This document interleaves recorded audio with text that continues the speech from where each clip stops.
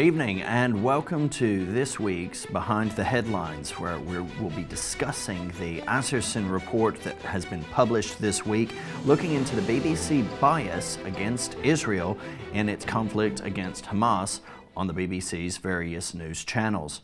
The damning report, the Asserson report, for our national broadcaster's coverage of the Israel-Hamas war from October the 7th is a truly shocking read and has huge ramifications for the corporation and truth in regard to its accuracy of reporting of the war in Gaza. We're going to be asking, will this report erode the license fee payers' trust in the BBC that much further?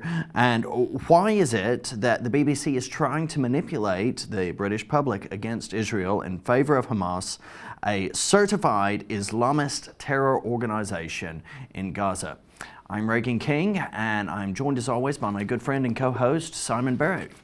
Evening, Simon. Good evening, Reagan. It's good to see you, and I think it's a very important topic that we discussed today, looking at the BBC's news coverage on Israel. It's our national broadcaster, and those of us who have a television end up having to pay a license fee, which the BBC actually gets an annual income, billions out of the UK taxpayer who pay their license fees. And of course, their news is supposed to be impartial, it's supposed to be trustworthy, it's supposed to be a national institution that we can trust, but sadly, through the Asserson report, has fully exposed the true extent of the institutional bias within the BBC. And of course, its coverage on Israel. And of course, why this is so important is because of the global reach that the BBC has. I mean, BBC is up there with the likes of CNN, Sky News, Fox News, and various channels like France 24 and others that have a kind of global reach in their news outlets. So if they've got their coverage of Israel wrong, if there is institutional bias against Israel, then this is going to have a profound impact on the way that they compile their reports, the editorials team in who they interview when it comes to Israel, what they discuss and what they don't discuss. And if it's all done in favor of the Palestinian cause, then of course with the Asserson report, you have to question the impartiality of the BBC. And the BBC loves to pride itself in saying that it's impartial, that its broadcasts are accurate, that we don't discuss fake news, but discuss real news and we're trustworthy. This report just breaks down that trust between the public and the BBC and really does expose the anti-Israel agenda that we see through so much of their news coverage of the Israeli-Palestinian conflict. Well, it seriously does, and viewers should remember that this Asserson report, it's not something that is subjective. We're talking about an investigation following the BBC's own editorial guidelines. And the BBC has been found, Simon, to have breached its own editorial guidelines no less than 1,500 times. It's an astounding number of times that they have breached their own editorial guidelines. Now, the report has been produced by British lawyer Trevor Asserson, and it analysed the BBC coverage of the Israel war against Hamas over a 4-month period, starting with the mass terror attack against the Jewish state on October the 7th. So this hasn't even covered, we're 11 months into this now, Simon. This covers 4 months only. Imagine how many more times have occurred since following the period which this investigation covers. The report revealed institutional bias against Israel in its news coverage across all media platforms. It also discovered that BBC has constantly downplayed the terrorism and genocidal intent committed by Hamas, while at the same time presenting Israel as a militaristic and aggressive state. And this report has huge ramifications for the BBC and its coverage of the war in Gaza. It cannot be trusted to report the truth. The report reveals that very, very clearly for all who may have been in doubt, and as a direct consequence generates public anger against Israel and contributes to inflaming Jew hatred in the UK, in the USA, and indeed around the world, where people are viewing and are being influenced by the BBC's reporting. All of this at the license payers' expense. The corporation has consistently gotten itself into trouble for the way it describes the Islamic terrorist organization, from gunmen to groups, and it has disassociated Palestinian murders, with terrorism. So they have equated Israel and Hamas as if there's some sort of moral equivalency in action. And of course, the context is taken out of their news reports. So, Absolutely. for example, the reason why Israel is in Gaza fighting Hamas is because of the worst mass terrorist attack in Israel's history that occurred on October the 7th. The sheer magnitude and the sheer scale of this terrorist attack is only second to the Holocaust. The proportion, over 80 years ago. multiple 9/11s. Yep. This is what we're talking about. If we look at population proportion, multiple 9/11s in one day for the nation of Israel. And of course, 7,000 Hamas terrorists and residents of Gaza took part in the October 7th atrocities.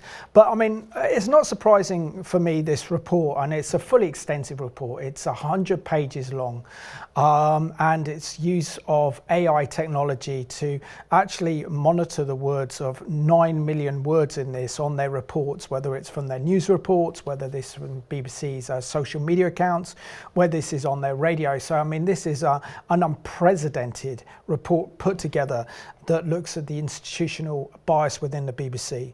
My own experience of dealing with the BBC, because before I worked for Revelation TV, I did a lot of kind of media management. So I'd often put experts onto the BBC to be interviewed by BBC World Service or by BBC News 24 or very other kind of news programs, including BBC Radio 5 Live and others. And one thing you notice is if you have a pro-Israel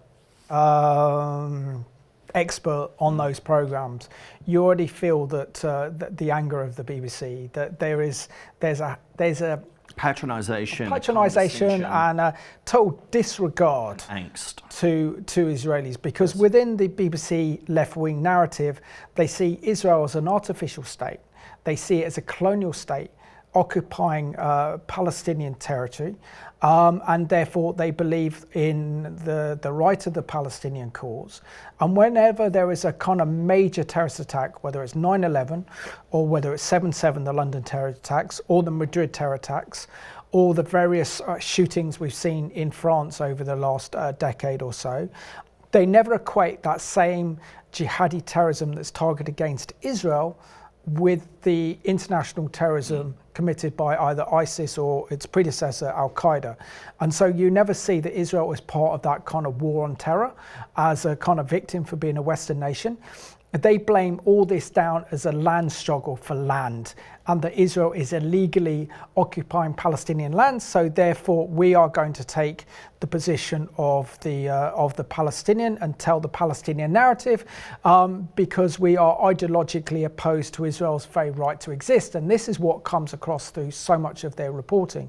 The other aspect of this one is that the BBC have foreign correspondents throughout the Middle East, and they know that if they have a slightly favourable report to Israel, then this could close doors for them in the Middle East. But there is certainly a left-wing institutional bias as being kind of exposed by the Asserson report. But meanwhile, there's positive, we would say there's right critique of Russia and its efforts, whatever, in regard to Ukraine. There's also a negative perspective of the Iranian regime, with no sense of the correlation between Russia and Iran's support for Hamas and this idea of the Palestinian state. So there's a lot of dissonance in its reporting, and that's what you have when you have dishonesty. You have gaps that you can drive a truck through. That's what happens, and that's what's revealed by the Asserson report. But it's so important that we discuss this because the BBC has an immense weight and burden of responsibility. It retains pole position for trust in the world among media corporations. It remains ranked first for reliability and independence amongst international news providers. The BBC World Service operates across 42 language services, seeing an audience of 320 million, 318 million in 2023. The annual reach figure, which includes total reach for BBC News, BBC World Service, and BBC Studios, remains resilient in the face of increased investment and fierce competition from other news providers, including state-funded news companies, with a weekly average global reach of 447 million in 2023. Audience figures have held firm as people turned to BBC for what they assumed to be trusted, impartial, and accurate news. News of big stories, including the Israel-Gaza war. And the BBC's second largest language service, BBC News Arabic, saw a 9% increase in its audience reach, 35 million people weekly. The BBC's emergency radio service in Gaza, which launched in November 2023 in response to the conflict for those living in the region, also has contributed to the overall figure, with the World Service English growing its audience by 3 million listeners to reach 84 million people each week, including new audiences reporting from Taiwan and Philippines for the first time. Astounding numbers. No, absolutely. So we see that the BBC is not only our national broadcaster, but it's an international provider of news around the world. And one thing I do find frustrating, if you're ever abroad and you're in the States or you're somewhere in Europe and you want to know the news of what's happening back home in Britain, so you turn on to BBC World Service, you get everything else but British news about what's happening. They kind of give a kind of global overview of the news, what's happening around the world. So again, we see, for example, in America that the BBC is a trusted news source and is often quoted from their news stories when they do big interviews or big groundbreaking stories. Then the corporation is typical of wanting to present a kind of truth and accurate media news reporting. I mean, you'll see so many of their news reports recently that go on and on about fake news and how they want to distance themselves completely from fake news. But the question is, the Anderson report does really expose their inaccuracy and their bias and how they broke their own editorial guidelines on the coverage of Israel's war against Hamas in Gaza more than 1,500 times. But the history of the BBC has a track record essentially in anti-Israel bias, and if we look particularly back to 2000 with Israel's withdrawal from southern Lebanon, I remember working in a call center at the time, and one of my colleagues I was working with started swearing at the Israelis because of watching a BBC News report when he came in. So I had to correct him and confront him head on with that one. But what it does is it poisons the hearts and minds and kind of demonizes Israel. And that's the danger, that Israel is essentially demonized. The BBC had a journalist in 2000 based in Israel during the second Intifada called Ura Gurin, and now her reports on Israel were absolutely horrific. And she even did a report on the Holocaust, and then the end of this report, after interviewing some of the experts at Yad Vashem, the Holocaust Museum, then tried to equate the IDF with the Holocaust. Shocking.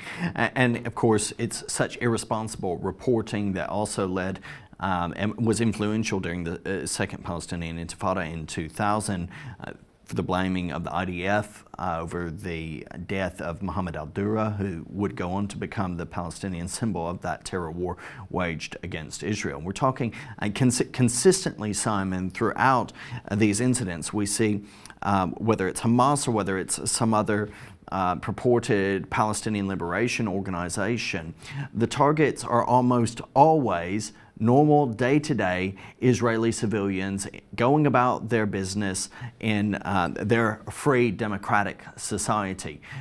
They are going to work on the buses. Look, my wife remembers visibly and very vividly hearing one of the blasts on one of the buses. Wouldn't go on buses, uneasy getting on buses. Israelis to this day, many try to avoid public transport, especially in times of conflict, because of the residual trauma from those days of the Intifada. But following that death of Mohammed al-Dura, there was this devastating Palestinian terror war waged against Israeli civilians by Yasser Arafat and the Palestinian Authority. And they did this, how? with suicide bombers who are glorified and continue to be enshrined. The visits I've paid to what's called the West Bank and to Ramallah memorialize terrorists. They have their images and effigies everywhere. Memorialize them, praising and calling for glory to the martyrs, and saying how the road to Al-Quds is paved with blood, and just really seeking to enshrine in the identity terrorism. Absolutely. I mean, I was in Israel in summer of 2001, and I remember 3 suicide bombings going off in one day. Yeah. Which was kind of scary. It was horrific. No one walked the streets of Jerusalem during the Second Intifada because of the scale of terrorism that was directed against Israel. And of course, this is why Israel's Prime Minister then, Ariel Sharon, launched Operation Defensive Shield. And this was the largest military operation in Judea and Samaria since the Six-Day War in June of 1967. So in 2002, the BBC, with other European news outlets, reported that the IDF had committed a massacre in Jenin with the accusation that Israeli forces had murdered some 500 civilians. And it turned out to be a lie, and in the end there was a death of 56 people, and 34 of them were terrorists. Now, this is another example of how the BBC and other international news corporations reported the fact that here was a genocide taking place without checking the facts, without verifying the story, putting it out as truth, and then, of course, having the shame to deal with the fact that this was a Palestinian lie put to get out by the Palestinian Authority, which then brings into question the accuracy of reporting by the BBC. There's oftentimes a complete dearth of recognizing the cultural and religiously ideological elements of this that steer such dishonesty. But 500 civilians presented as dead and that purportedly massacred, when in reality it was 56 people who had died, with 34 of them actually being terrorists. And you have to recognize consistently, if you analyze the reporting, even in what's going on now, a very different scenario is often the reality, where you have what is considered widely a good, tragic but good ratio of civilian to combatant death. So in so many cases, it's generally about 9 civilians for every 1 combatant in conflict across the world. It's significantly lower, even in some cases we've seen 2 to 1 in relation to Israel's. And I'll give you an example to back up what we're saying by facts. So there was a false news story about the Jenin massacre, and the BBC reported this on their online news website on Thursday, the 18th of April 2002, under the heading Jenin Massacre, the Growing Evidence. They say here that a British forensic expert who has gained access to the West Bank city of Jenin says evidence points to a massacre by Israeli forces.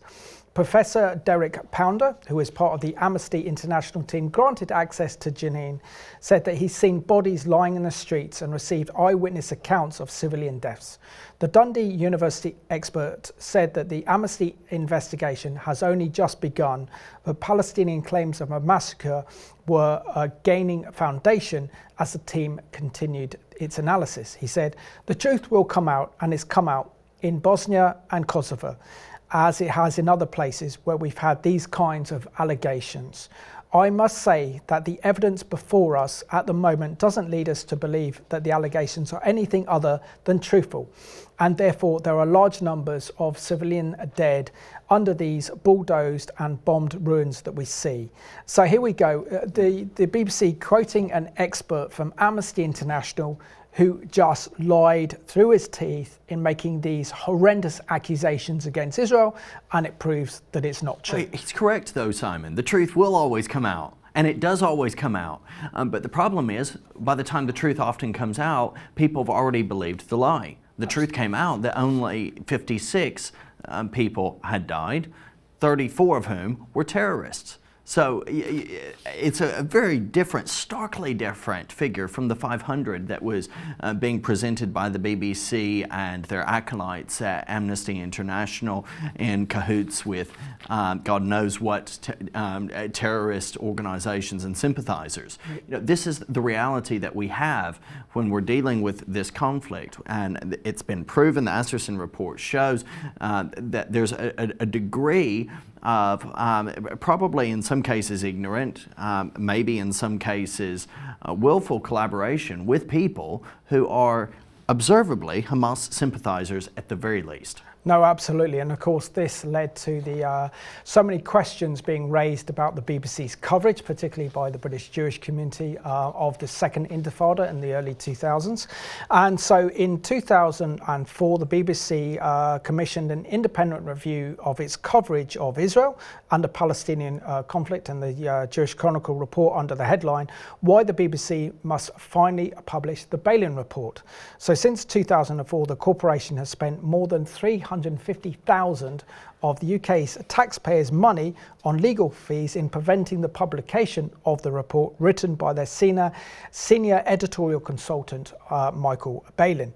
It has also resisted the numerous of Freedom of Information Act requests for the 20,000-word document to be replaced, and is defending its stance in courtrooms and tribunals, especially arguing that information relating to its journalism was exempt under the legislation. So what does the BBC have to hide? If it's impartial in its reporting, if it produces truth and accuracy, then why is it burying the Balin inquiry? So let's have a look now at this CBN news report that was taken a couple of years ago that shows the attitude by many of the BBC's presenters and journalists towards Israel. And this is the former Israeli Prime Minister Naftali Bennett on the wrong end of a stick in terms of how he was treated by a BBC journalist. During an interview with former Israeli Prime Minister Naftali Bennett, a BBC anchor made the following statement. Terrorists, but children. The Israeli forces are happy to kill children. The anchor noted 4 of the 11 terrorists killed were under the age of 18. Bennett responded with this question. You know, it's quite remarkable that you'd say that, because they're killing us. Now, if there's a 17-year-old Palestinian that's shooting at your family, Anjana, what is he? After the interview, the BBC apologized for the anchor's statement. While this was a legitimate subject to examine in the interview, we apologize that the language used in this line of questioning was not phrased well and was inappropriate. I found their apology to be rather pathetic. That was just such a preposterous allegation, especially during an operation in which there were how many civilian deaths, Chris? 0. Gil Huffman is executive director of Honest Reporting, a group that monitors the media's reporting on Israel. He says when the media gets it wrong about Israel, it can become a matter of life and death. He points to coverage during this year's Ramadan, when Muslim rioters barricaded themselves in the Al-Aqsa Mosque on the Temple Mount.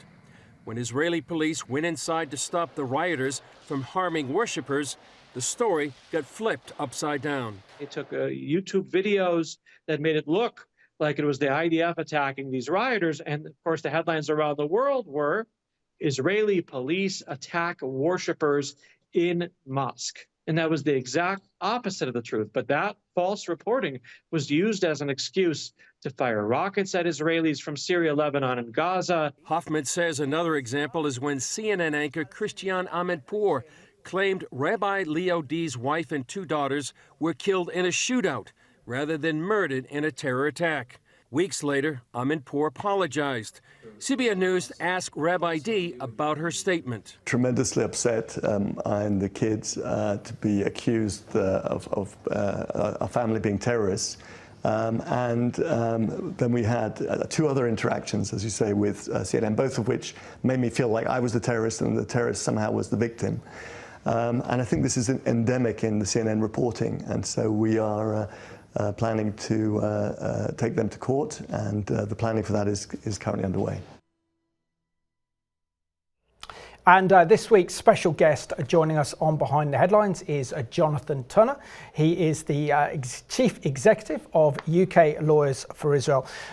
Jonathan, warm welcome to Behind the Headlines, and thank you so much for joining us today on this programme. Well, thank you. It's a delight. I'm very pleased to be back on your channel. Always a pleasure to speak with you. And Jonathan, just share with us your thoughts on this very impressive report, which is 200 pages long, known as the Asserson report, that really has exposed institutional media bias against Israel within the national corporation, which is the BBC. Well, it is, as you say, a very impressive report. It's carefully analysed the BBC's coverage of the Gaza war over a particular period, using both qualitative and quantitative evidence. It has been done very thoroughly. We are very proud to have contributed a small part of it ourselves on the Palestinian casualty figures, which is one particular area where the BBC coverage has been quite disgraceful. It has been disgraceful, regrettably, across the board. And I think one of the most striking and appalling findings is that Israel was much more likely to be accused of war crimes than Hamas in the BBC coverage. 6 times more likely. It's extraordinary. It's you wonder what planet they are living on.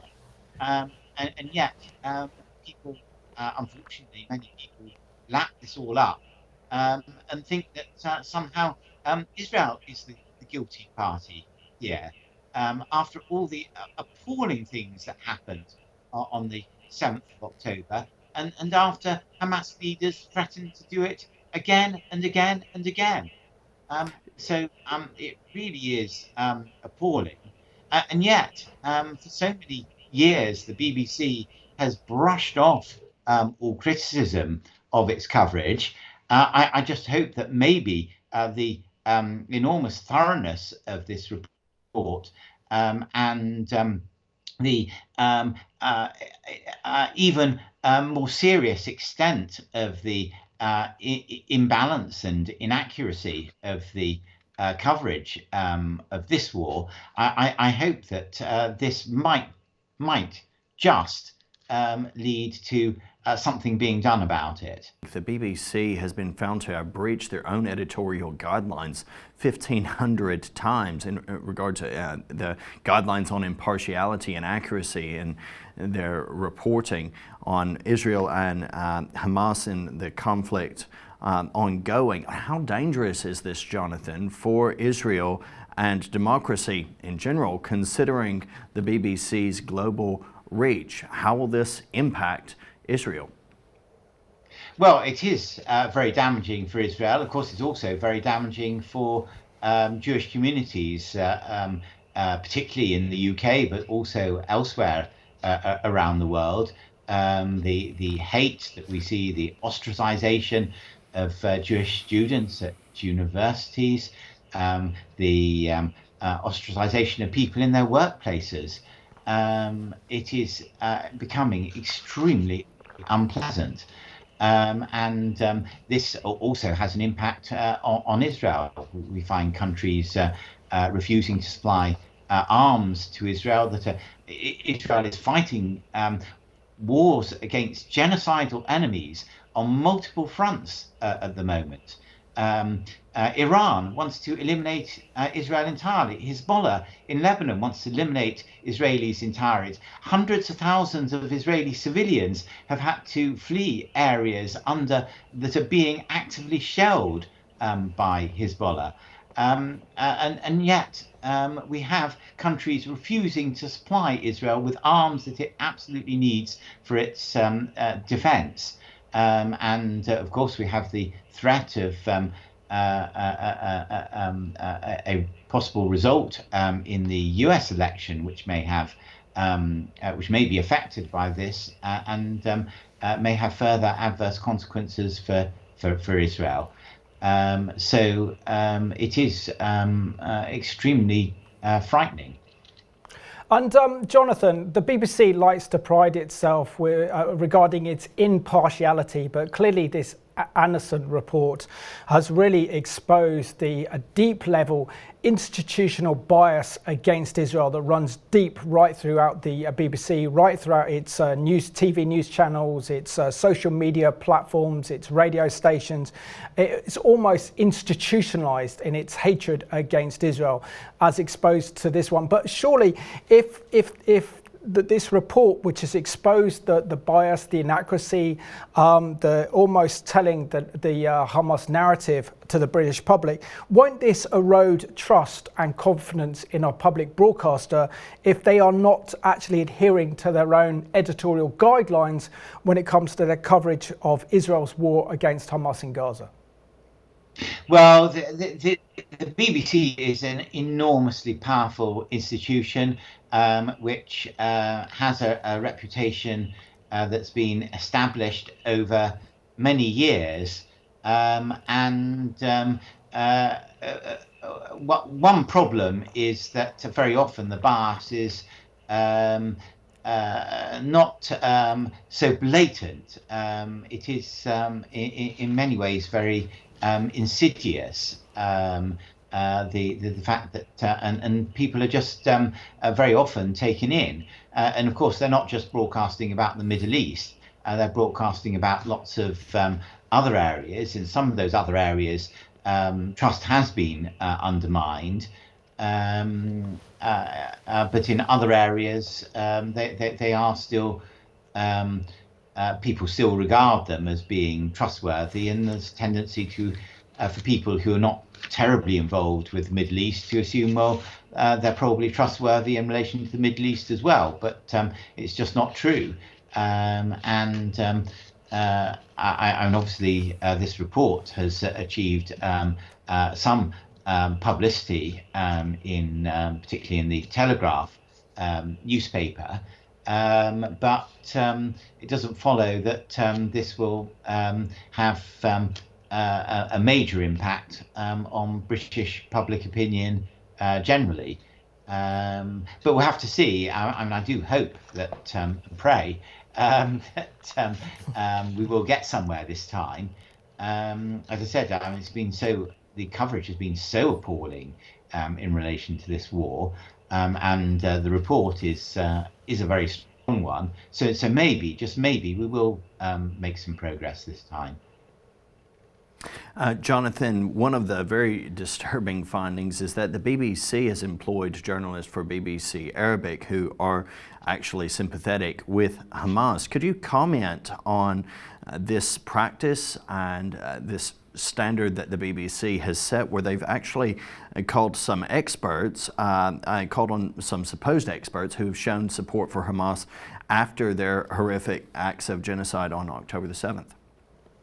Well, this is one particular symptom of the overall problem. But yes, it is appalling that they interview people who are supporters of Hamas, that some of their staff have expressed support for Hamas, and the BBC have wrongly denied that. The organisation Camera has collected clear evidence of BBC staff who expressed support for Hamas, support for the 7th of October atrocities, and yet nothing has been done to remove them. But I think there's a much more fundamental problem, which is that the BBC has this quite substantial cohort of staff of its Arabic service who are generally very biased against Israel, and their contributions permeate the whole organisation. And also the BBC is very reluctant to do anything that will upset them, and is I suspect a bit intimidated by the prospect that they might leave or might become hostile to other staff if they try and do something about this problem. And I think this is having a significant impact on the overall attitude of the organisation, of the institution, and is a significant factor contributing to that institutional bias. And Jonathan, share with us the impact of the BBC's bias reporting on its coverage on Israel and Israel's war against Hamas in particular is actually having on the Jewish community, not only demonising the one and true democracy in the Middle East, which is the nation of Israel, who's fighting a war for survival against a genocidal terrorist regime such as Hamas and Hezbollah and the Iranian regime, but also the impact that this is having on rising the levels of Jew hatred in this country and around the world through their careless and deliberately anti-Israel broadcasting reports. Yeah. Well, the first point to make is that the BBC is not alone in producing anti-Israel coverage that is biased against Israel, but the BBC does tend to lead other media organisations. They pay close attention to what the BBC does, and it does have considerable influence in the broadcasting world. And also it must be remembered that the BBC exists actually to ensure that there is at least a broadcaster based in the UK that is providing accurate and balanced coverage. That's its what it's been set up to provide, or anyway, one of the primary purposes of providing the BBC and providing it with these enormous privileges. So it is extremely unsatisfactory that it's completely failed in its responsibilities with regard to coverage of the Middle East. And yes, it does have a very substantial impact on the Jewish community. People associate the Jewish community with Israel, the one Jewish state in the world. And Jewish people themselves, the overwhelming majority of them, associate themselves with Israel. And it's not news to people in the Jewish community that the BBC is biased against Israel. We've known this for years, going back quite a number of years now, must be 10 years or more. There was a major survey done which found that 90% of the Jewish community regarded the BBC as biased against Israel. We now see an intensification of this, massive rise of anti-Semitism associated with the hostile coverage of Israel in all media, we see people being ostracized students are ostracized at universities. They suddenly find they've got no friends at university. You go up to university, you hope to meet new friends, hope to have a full educational experience, and you find that no one really wants to talk to you. It's all across. It's all across the sectors. We're running out of time, Jonathan. Finally, could the BBC regain some trust and restore some public faith, particularly among the Jewish community, if they were to release the findings of their own report back from 2004 and the Balin inquiry that looked into its corporation coverage of Israel? But it was never released to the British public. Would that go some way to restoring some public trust, do you think? Well, we don't know what it says, and we don't know whether it might be just as much as a whitewash as they usually are. Certainly a lot of people in the Jewish community remain very angry and suspicious at the non-disclosure of this report, and I can certainly understand that. But frankly, I'm a bit of a cynic as to what impact it will have today on the BBC's coverage going forward. It was 20 years ago 20 years now. Old. I think the BBC's coverage has got worse, not better, since then, and has been appalling in recent months. And I'm not convinced that the Balin report releasing it will actually change anything.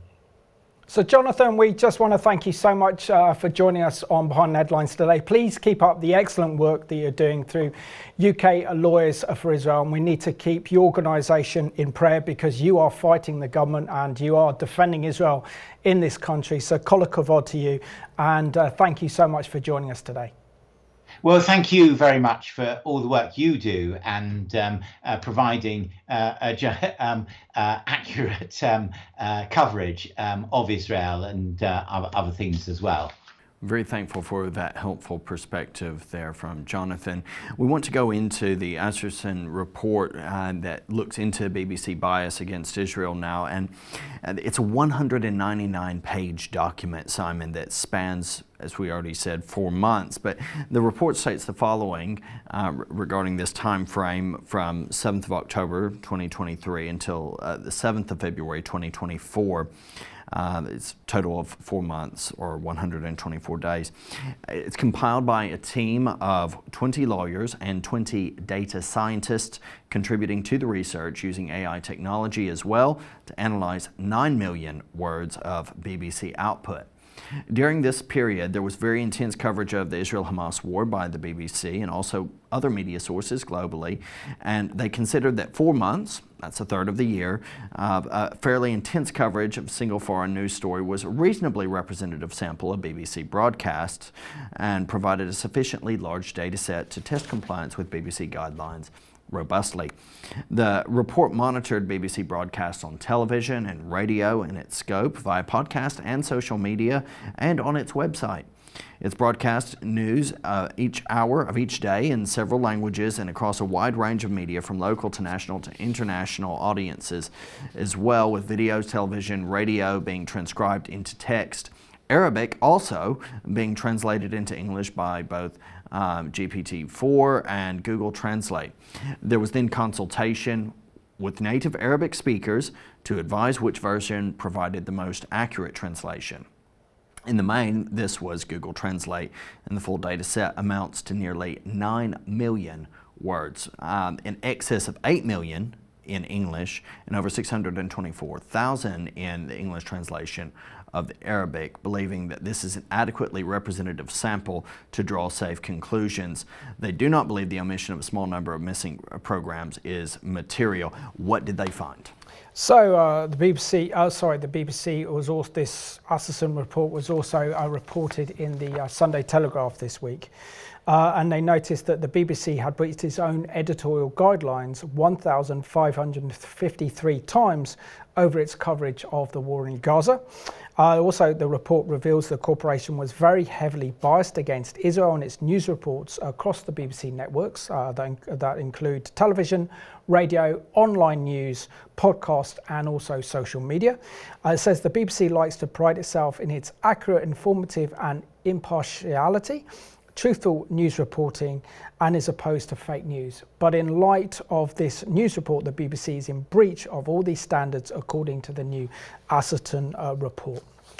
And what we have seen is that while the BBC likes to pride itself in accuracy, information, and impartiality, truthfulness, the reality is this says every standard, all of these standards which the BBC prides itself on, which people look to the BBC for, have been breached in extremely gratuitous ways. I mean, we're talking about earthquaking result from this inquiry. This is very significant. So the actual Asserson report talks about the BBC's coverage of its of the war in Gaza, and repeatedly has downplayed Hamas terrorism, surprise, surprise, while presenting Israel as a militaristic and aggressive nation.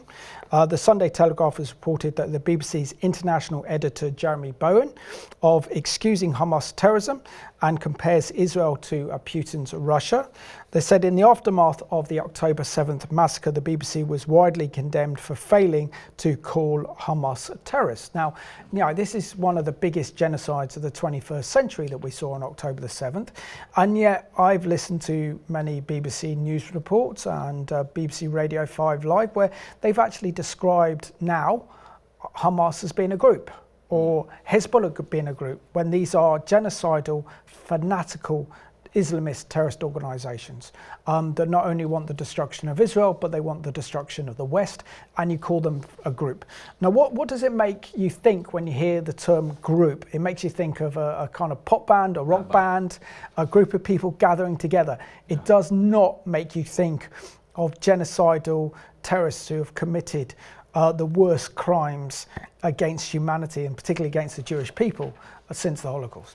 And even though the Jewish community was raising concerns with this, even though many in the London Jewish community campaigned actively against this, the BBC was deaf to its cries until it began to be forced gradually to change some of its procedure. But still, they were only designated or recognized as a terror organization in BBC reporting 409 times out of 12,459 times. Generally, when you read it as well, it would be presented as a UK government prescribed terror organisation. So they're not. And they've dropped that now. Exactly. With this new Labour government, they used to say this is a prescribed terrorist organisation by the British government, and there was big controversies regarding the government and the way that the BBC is classifying Hamas by refusing to call it a terror organisation. So they've gone to the fact that the British government refers to this as a terror organisation, but now they've completely backtracked on that one. Well, researchers analysed BBC coverage over this period of time, and what they found is that Hamas members filmed and publicized themselves committing acts which appear to constitute war crimes, the report said, including taking of hostages, willful killing or murder, torture or inhuman treatment, and rape or sexual violence. But despite this, the Asserson report has analyzed, and I remind you, this is objective analysis, it's not subjective. It presents that the analysis of BBC coverage found Israel was associated with war crimes 4 times more than Hamas, 127 versus 30, with genocide 14 times more, 283 versus 19, and with breaching international law 6 times more, 167 versus 27. Absolutely damning, catastrophic findings from the Asserson report. The big problem, a huge problem, can be found with the BBC Arabic coverage of the war in Gaza. Well, this is frightening. Because this has profound impacts on national security. It also has a profound impact on the way that other native Arab speakers receive their news and information about Israel. Effectively, I mean, this is astonishing. I'll just read out one of the claims here. So the report claims that a number of BBC reporters have shown extreme hostility to Israel, including the BBC's contributor Masala Abdul Khalik, who said that to have called for the death of Israel and defended a journalist who tweeted, "Sir Hitler, rise. There are a few people that need to be burnt." We also see that Marie Josie Al-Azi, a Lebanese reporter, of being anti-Israel, and she reportedly described the country as a terrorist apartheid state in a post that was then further deleted. The report also singles out the BBC Arabic channel, saying that one of its most biased of all the global media outlets is its treatment of Israel and the Hamas conflict. And the report states the following, that between teams we are able to identify 68 individuals who have either members of Hamas or have posted on social media in support of terrorism against Jews, including celebrating October the 7th back in 2003. So the big question is, if you compare this today with the Nazis, this is effectively employing Nazis as journalists and putting out onto your media networks the Nazi propaganda, the Nazi narrative, because this is effectively what the BBC has done with BBC Arabic. Well, they've concluded in the Asserson report, extrapolating from the 68 out of 253, which is 27%, that it's logical to conclude and to assume that across 487, at least 27% or 131 interviewees have affiliations which either should disbar them from being interviewed at all, or which require the BBC to notify its audience of such affiliation. We assume that the people interviewed who were not Arabic speakers would also include a number of Hamas members or Hamas-affiliated or sympathetic, of course, individuals. Research director Khaled Hassan, 73 sampled 160 interviews selected randomly from the list. Of these, 45 had reportable affiliations and 14 were found to have official ties to Hamas. 11 cases were identified where it claims that BBC's Arabic coverage of the war has featured reporters previously making public statements in support of terrorism and specifically Hamas without viewers being informed of this. The Daily Telegraph reported back on the 10th of August 2024, just a bit over a month ago, under the headline, BBC accused of inviting anti-Semitic commentator on to show, that Hind al-Dawi has rejected the label, saying she's asserting legitimate rights of Palestinian people and criticizing Israel's conduct in Gaza. The Committee for Accuracy in Middle East Reporting and Analysis, which lobbies for fair representation of Israel in the media, said the BBC was not doing enough to monitor the editorial policy and decisions of its Arabic channel. Yeah, so effectively what the Asserson report is essentially saying here is the fact that the BBC Arabic employs known supporters of Hamas, who are their journalists, who then interview fellow experts who also have the same ideology as Hamas, knowing that's a death cult. That does bring into question the BBC's very impartiality, its fairness and accuracy in reporting on the Middle East from an Arabic perspective. Essentially is telling the Hamas narrative. This individual, Hind al-Dawi, Simon, has repeatedly defended Hamas. Not just Hamas as well. Okay, you can say this is bad enough. The defense has also extended to the PFLP, the Popular Front for the Liberation of Palestine, Palestinian Islamic Jihad as well. Direct quote, talking to Russia Today, so for anyone who still manages to access RT TV, there's a discussion program, Ask More, in which Hind al-Dawi said Hamas, like Jihad, the PFLP, like anyone who takes up arms in Palestine, is a resistance movement.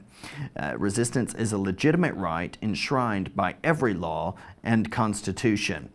And when guest Dr. Amir Masri, an Israeli author and professor of political science at Hebrew U in Jerusalem, confronted her, citing the October 7th atrocities, she replied, "I recommend the viewers to read Karl Marx's, quote, On the Jewish Question, end quote, to learn about the role of the victim which the Jews have been playing since the dawn of history." And indeed, we know the bitter fruit of Karl Marx's On the Jewish Question. Yeah, and also the report covered some other major topics. One of those was failure to mention Hamas's Covenant Charter, established in either 1987 or 1988, that effectively calls for the destruction of the modern state of Israel and for the murder of Jewish people around the world.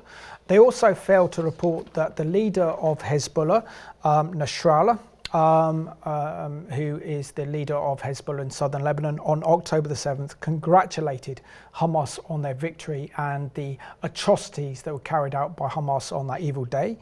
The BBC has also failed to identify Hamas as a dictatorship. The BBC failed to explain the military threats to Israel, especially from the Iranian regime and Iran's proxies, such as Hezbollah, Hamas, the Houthis, Palestinian Islamic Jihad, and other Islamist terrorist organizations that are determined to destroy Israel. And the BBC, according to the report, failed to report fully on the plight of the hostages, especially the sexual violence that was being directed at them as Israeli hostages currently held by Hamas. So, I mean, a lot of this is not providing the historical analysis that is needed, reporting their news reports out of context, giving the viewer or the listener or the reader the impression that all of this started at the end of October when Israel launched its military incursion into Gaza to destroy Hamas, by suggesting the narrative that all the Israelis want to do is to destroy and kill as many Palestinians as possible. Whenever you see a kind of Palestinian report and they're reporting on a tragedy, they just go straight to the emotional. So you see women and children crying, despite the fact that Hamas has used them as human shields, and in order to turn the public opinion against Israel. And the reaction to this is understandably one of outrage, where we now have Danny Cohen, a former BBC executive, warning there's institutional crisis at the broadcaster, calling for independent inquiry into the coverage of the Israel-Hamas war, campaign against anti-Semitism, the National Jewish Assembly, also adding their voices to a call for a further independent review. Lord Austin, a former Labour minister, accusing the BBC of high-handed arrogance for continually dismissing the question of its impartiality. Sir Oliver Dowden, Shadow Deputy Prime Minister, saying BBC is one of the premier news services in the world. To hear that standards may be slipping in such a severe way like this risks tarnishing the reputation of our news service. Serious questions should be asked as to why this has been allowed to happen, and license fee payers should expect to see the BBC stick to its own editorial guidelines. This is backed up also by Julia Lopez, the Shadow Culture Secretary. The truth is the BBC's currency in a world of increasing and disinformation. If viewers start to believe there is an agenda beyond its pursuit, they will rightly question ever more noisily whether the license fee makes any sense. The big question of why this matters so much is because by the BBC having this institutional bias against Israel that's carried on to their news reporting, how they've actually breached their own editorial guidelines that the government set up as a kind of the national broadcasting corporation over the nation, is the fact that their demonization of Israel in their reports erodes Israel's moral standing in the world. This changes public opinion, so public opinion become more hostile to Israel. That effectively then changes the Israeli government's, British government or the American government's position on Israel. So they end up being more hostile, and Hamas and the Islamists win. At the same time, this inflames Jew hatred around the world and encourages attacks on the Jewish community. So we know that this reporting is irresponsible. We're not asking, for example, that the BBC reports the Israeli narrative, but we want to see accuracy and impartiality in their reports and give an even-hand approach to this conflict and allow the viewers of the BBC to make up their own mind. Well, thank you, viewers, for tuning in to this week's edition of Behind the Headlines, and thank you, Simon, for a very helpful report. The BBC coverage of the war in Gaza continues to help fuel Jew hatred around the world through its news coverage. BBC Arabic needs an urgent review and suspension, especially, according to the report, they employ supporters of Hamas as journalists, and additionally, other reports, the Balin inquiry particularly, need to be made public, with an independent inquiry needing to be produced with results given to the public. We continue to watch, wait and pray, and know that God continues to be in control, and He is just and will do what is right.